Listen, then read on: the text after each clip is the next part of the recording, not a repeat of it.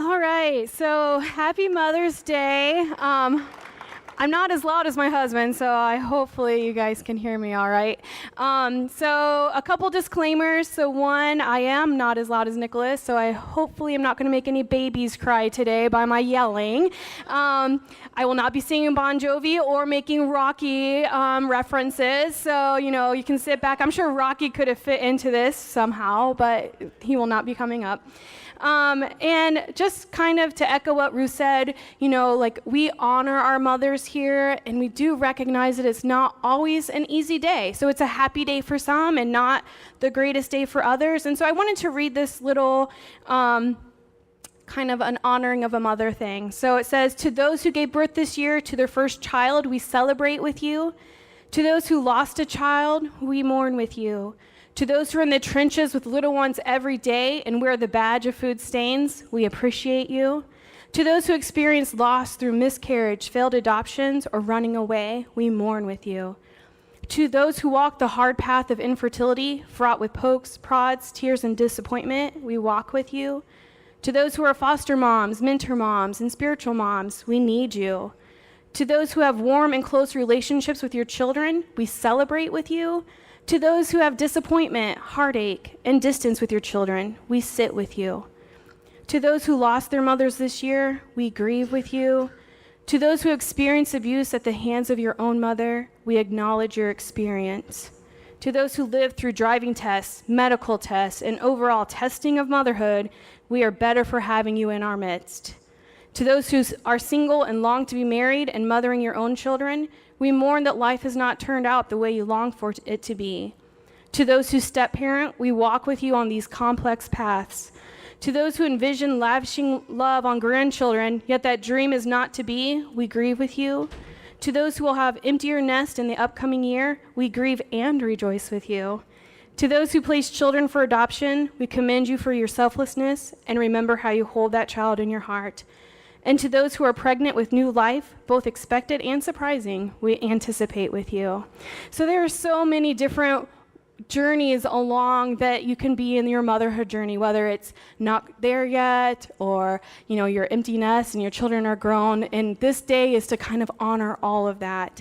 The first few years of Nicholas and I being married, we really struggled to start a family. And when before we even got married, because of some of my health issues, I knew that was probably going to be a reality for us. And, within that first year of marriage, we looked at adoption, and I can remember going to Bethany Christian Services in Virginia and kind of meeting with the adoption worker and seeing, when we kind of asked the question of how much is this going to cost us, the number that she gave, I could just see Nicholas's eyes like glaze over. As frugal as he is, the number she gave seemed very impossible for us.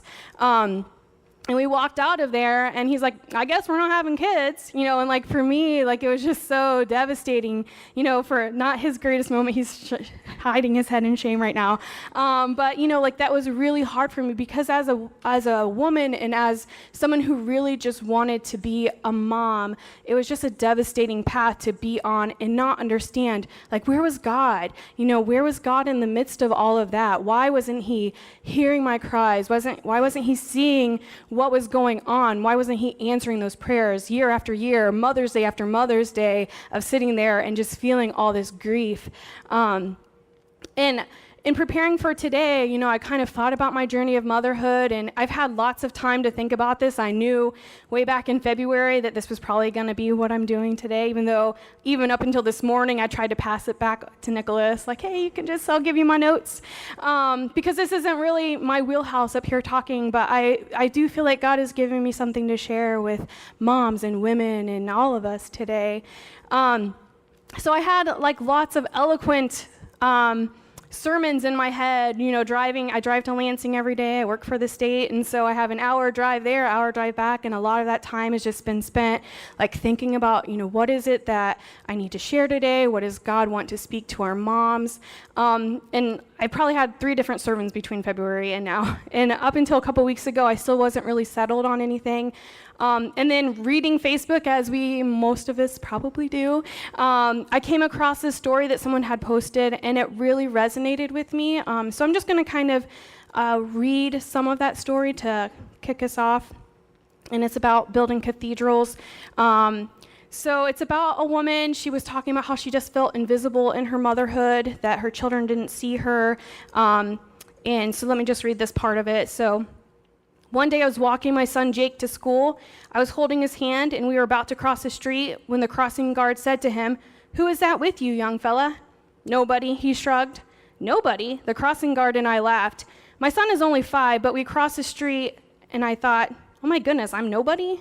As nobody, I would walk into a room and no one would notice. I would say something to my family like, "Turn the TV down, please," and nothing would happen. No one would even get up or make a move for the remote. I would stand there for a minute, and then I would say again a little louder, "Would someone turn the TV down?" Nothing. Now, how many of us can relate to that as moms, right? That's when I started putting all the pieces together. I don't think anyone can see me. I'm invisible. It all begins to make sense. The blank stares, the lack of response, the way one of the kids would walk into the room when I'm on the phone and ask them to be taken to the store. Inside I'd think, can't you see him on the phone? Some days I'm only a pair of hands, nothing more. Can you fix this? Can you tie this? Can you open this? Some days I'm merely a clock to ask, what time is it? Or I'm a satellite guide to answer, what number is the Disney Channel? Some days I'm a crystal ball. Where's my other sock? Where's my phone? What's for dinner? Hands, a clock, a crystal ball, but always invisible. One night, some girlfriends and I were having dinner, celebrating the return of a friend from England. She had just gotten back from a fabulous trip and was telling wonderful stories. I sat there looking around at all the others, all so put together, so visible and vibrant. It was hard not to compare and feel sorry for myself. I was feeling pretty pathetic when my friend turned to me with a beautifully wrapped package and said, "I brought you this." It was a book on the great cathedrals of Europe. I wasn't exactly sure why she'd given it to me until I read her inscription, "With admiration for the greatness of what you're building when no one sees." In the days ahead, I devoured the book, and I discovered what would become for me 4 life-changing truths. 1, no one can say who built the great cathedrals. We have no record of their names. 2, these builders gave their whole lives for a work they would never see finished. 3, they made sacrifices and expected no credit. And 4, the passion of their building was fueled by their faith that the eyes of God saw everything. And it was that last point that I want to kind of focus in on today. The passion of their building was fueled by their faith that the eyes of God saw everything. I mean, how many of us moms have been there feeling overlooked, feeling like no one can see what we're doing and the trials that we're having? As women, I think we really struggle with just feeling like, we're not enough. We don't have enough. Nobody can see what's going on with us. I definitely have been there, and in the midst of, struggling to have a baby. My friends were getting pregnant like crazy. So, in one summer, we had 5 of our friends getting pregnant, some of them for the second time within the time that Nick and I had been trying. And I just remember feeling like, God, why? Why can't you hear our prayers? Why can't you see what my heart's cry? Why aren't you answering me? And, I'm a nurse, and so at the time I was working at a children's hospital, and I'd be taking care of these children who were broken at the hands of their parents, and again, be asking God, like, God, why? Why aren't you seeing? We would love kids, and yet you're giving them to people who don't even care about them. And like all those questions just kept bubbling up and up. And, I knew, my faith brought me to the word several times, and I would try to read the scriptures to encourage myself to figure out, what's going on. God, I trust you. God, I know that you're faithful, but I'm feeling a little bit overlooked here. And it brought me to Sarah and Abraham. And I really went to that story in Genesis 16 because Sarah was a woman that was barren. And so I wanted to see, how did Sarah deal with this issue? And really, at first I could relate to Sarah because, she tried to fix the issue on her own. And I definitely tried that a few times. So, I got a second job because I'm like, well, if I work 2 jobs, then I can make enough money to pay for this adoption, or, just try to make it work for me instead of trusting the Lord. And that's really when you drop into Genesis 16, that's what you find. Sarah was barren. She was tired of waiting on the Lord, and so she gave her servant Hagar to Abraham, which was a custom of the time, as kind of like a forced surrogacy for Hagar. So Hagar gets pregnant, and then Hagar, looks down on Sarah because, barren women in ancient times were definitely not well thought of. And so Hagar starts to treat Sarah harshly, and Sarah goes to Abraham, and he's like, hey, that's your problem, you deal with her. So then Sarah then starts treating Hagar very harshly. And in the midst of that, Hagar leaves. She's like, I'm out, this is too much. I am not dealing with this. I'm an expectant mom. I need to protect myself. I need to protect my baby. And that's where we find her in Genesis 16. She's in the wilderness. And the angel of the Lord comes to her. And verse 7 says, the angel of the Lord found Hagar beside a spring of water in the wilderness along the road to Shur. The angel said to her, Hagar, Sarah's servant, where have you come from and where are you going? And I think there's 2 really important things to notice about this. The first one is that the angel calls her by her name. He says Hagar. All throughout I didn't read the previous verses, but whenever Abraham or Sarah is referring to her, they're referring to her as that slave, that person, that woman that means nothing to us. But the angel of the Lord is coming to Hagar, who is an Egyptian, so not even necessarily a child of Israel. So he's coming and he's saying, Hagar, I value you. I am appearing to you because you are worth it and God loves you and I have something to tell you. And I think that that's so important as women and as mothers to understand that when we are feeling kind of in our worst situations, that God knows our names and that he's coming to us and he has personal things to say to us. And then the question that he asks her is so interesting. It says, where have you come from and where are you going? So I want to ask, those are kind of 2 separate questions. So the first one, where have you come from, Hagar? A lot of times, when we come to the Lord, he wants to know about our past. Where have you come from? We carry our past in different ways. Some people have allowed the Lord to come and heal our past, and so it's something that, is there and has made us who we are, but doesn't define who we are today. And others of us, we have our past, and it's kind of like this thing that we don't know how to get rid of. And without being able to really allow the Lord to come in and heal our past, we can never move forward. We can never know where we're going in that moment. This makes me think of, when we're carrying our past, but God wants to cover our past. Some other women in the Bible, it makes me think about the woman at the well who, she comes to Jesus and they're having this little dialogue there and he points out to her, talks about, where's your husband? And she's like, yeah, I have 5 husbands basically. And, you think about this woman at the well and how, it seems like she probably was always searching for something. What is going to satisfy my next thing? And she comes to Jesus and he points that out to her and he's like, listen, you drink from my well and you'll never thirst again. And so when we're searching and carrying our past and the things that we have done, God says, you know what, if you leave that all behind, all this searching, everything you're doing to fill a void, I'm going to come in and I'm going to give you things that will never have you searching back for that past again. Leave it behind and I can cover and help you move forward. It also makes me think of, so we have things that we've done that have in our past that we need God to forgive and cover and heal us from. And then there are things that have been done to us. There are things that, we have no control over, whether it's something that someone else has done to us or a sickness or something like that we don't have any control over.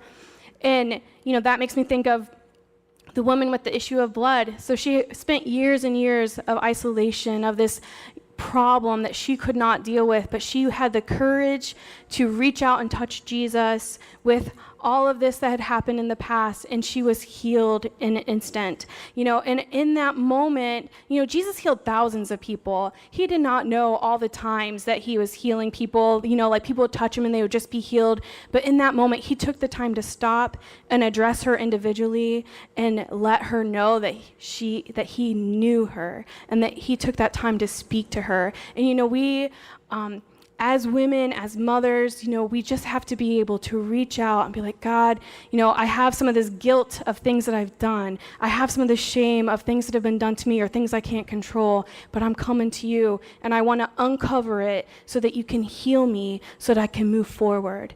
And the next question that, the angel asks her, so not, where have you come? But Hagar, where are you going? She was in a strange land. She probably had no clue where she was going. She didn't know where she was at. She knew she was just getting away from whatever was happening back with Abraham and Sarah. And I think about how many times I've been in that situation of like, I just need out. Maybe it's not big things. Maybe it's the daily struggle of having 2 toddlers that you cook a really nice meal for, and they're tossing it all over the room, and just the daily grind of motherhood. You have those moments of like, I need out, I need a break, I need to get away from this, I need something different in my life. And it's in those moments that God's like, where are you going? What's the end result? What do you want from this? Sometimes when God meets us and he heals us from our past, and he meets us in our present, and he gives us something for our future, it's not always the easiest road. And so he actually tells him, tells Hagar, return to your mistress and submit to her authority. So sometimes that next step on our journey is more difficult, but this time we have the promise that God is with us. Because although he said, I want you to go back, I want you to submit, he gave her a promise that she was going to have descendants more than she could count. And so that's the same thing that the Lord does for us in our present situation. When he asks us to move forward, he gives us a promise to hold on to in those days when it just seems a little bit too much, in those days when it feels like nobody is seeing what I'm doing and it's just too hard. We have a promise that God is with us, and that he has bigger things in store for us than what we can see right in front of our face. So after all of this, after she speaks to the angel, after he confirms for her that God is with you, she exclaims, therefore, and just verse 13, I'm sorry, I'm kind of jumping around here. Verse 13 says, therefore Hagar used a name to refer to the Lord who had spoken to her. She said, you are the God who sees me. She also said, have I truly seen the one who God sees me? And it was interesting when I was reading through this and kind of studying for this sermon that I found out that Hagar is actually the only person in the whole Bible that gives God a name. So throughout the Bible, you hear God giving lots of people's names, and names are important. So, he gave Jacob Israel, and Abram, Abraham, and Saul to Paul. So God names a lot of people, and a lot of times when people are meeting God, they ask him what his name is. But Hagar, an Egyptian, an outcast, is someone who is daring enough to give God a name. And she names him the God who sees me. And that is so powerful to me, because I think so many times in my journey, the biggest thing I struggle with is whether or not God is seeing or hearing or understanding where I'm at. And to know that he sees me in every single moment, is so valuable. And I think about all the other names of the Lord. So the Bible, there's lots and lots and lots of ways that they refer to the Lord. He's a wonderful counselor. He's a mighty God. He's faithful. He's, the everlasting Father. He's the beginning and the end. He's, our protector and our provider. All of these names. And sometimes it's hard to picture God being so big and yet so personal. And I have really found in my journey that when I'm thinking about the names of the Lord, that it's what he is for me in that moment. So in this moment for Hagar, he was the God who sees her. And I've had moments in my life when my dad passed away in my early 20s. And again, I really felt, I knew as a Christian that the only way to get through that grief and that time of grief and struggle was to read and pray and trust the Lord. But it was difficult. And I was reading in Timothy, and there's a verse in there that says, I am faithful, even when you are unfaithful. And God spoke to me in that moment, and he said, you can deny that I'm faithful for the rest of your life, Annie, but that does not change the truth that I'm faithful. So in that moment of grief, God was faithful to me. In the moment of these infertility, God was faithful, and he had promises for me. When we were able to adopt Victoria, he was our provider in that moment. He was a miracle worker for us. And all of those times, I can just think back, and I encourage you to think back, like, what is God to me right now? What do I need him to be right now? Because he's all of those things at all of the time, but he's personal in that moment for us. So when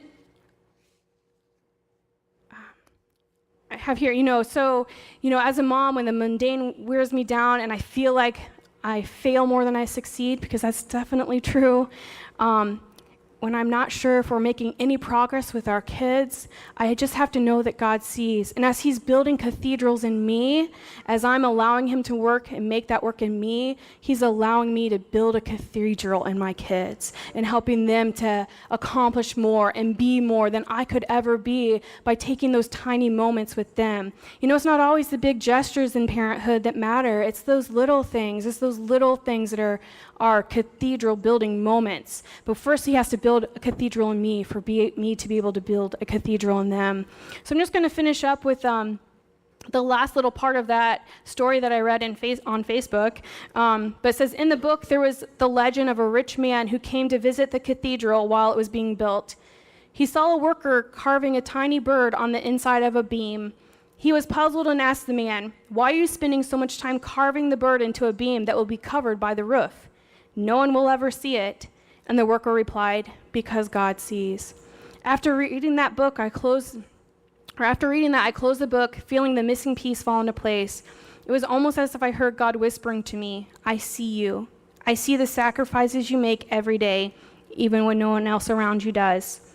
No act of kindness you've done, no sequin you've sewed on, no cupcake you've baked, no last-minute errand is too small for me to notice and smile over. You are building a great cathedral, but you can't see it right now, what it will become, but I see. When I choose to view myself as a great builder instead of an invisible mom, I keep the right perspective.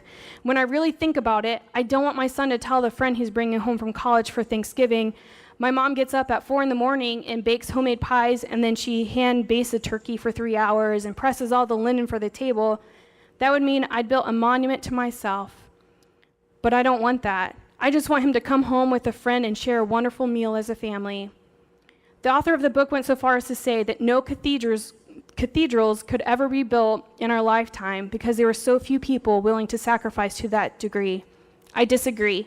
As mothers, we are building great cathedrals. We cannot be seen if we're doing it right, which is why we may feel invisible some days. But one day, it is very possible that the world will marvel not only at what we have built, but at the beauty that has been added to the world by the sacrifices of invisible mothers.